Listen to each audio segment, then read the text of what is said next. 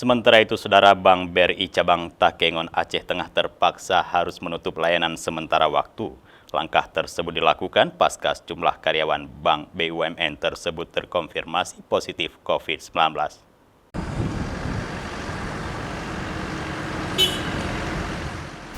Pihak BRI Takengon terpaksa menghentikan pelayanan usai 5 karyawan BUMN tersebut terkonfirmasi positif terpapar COVID-19 hasil swab PCR.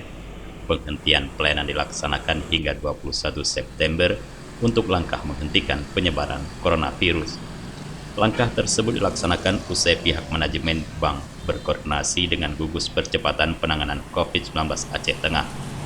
Juru gugus tugas percepatan penanganan COVID-19 Aceh Tengah, Dr. Yunasri menyampaikan, usai rapat terbatas dengan Bupati, pihaknya meminta bagi karyawan yang terpapar COVID-19 agar bersedia dilakukan perawatan di Rumah Sakit Umum Daerah Datu Beru Takengon.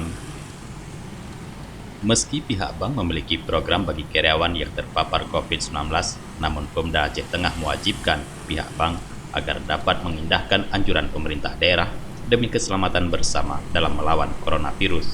Tadi juga saya sudah jumpa dengan Pak Bupati. Pak Bupati menyampaikan sudah menelpon pimpinan bank bahwa untuk sementara ya kan bank tersebut itu harus ditutup. Itu yang saya dengar tadi waktu kita ada pertemuan dengan Pak Bupati.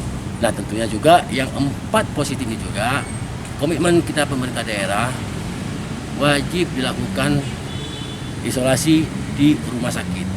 Walaupun di dalam pedoman panduannya itu dibenarkan yang positif itu yang OTG di isolasi mandiri, tetapi kita di Kabupaten Aceh Tengah wajib yang positif itu dilakukan isolasi di rumah sakit.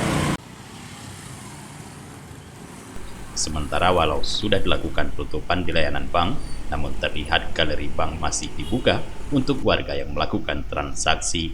Padahal galeri ATM tersebut berada tepat di depan halaman sebelah kanan bank. Dari Aceh Tengah, Tim Liputan Aceh TV melaporkan.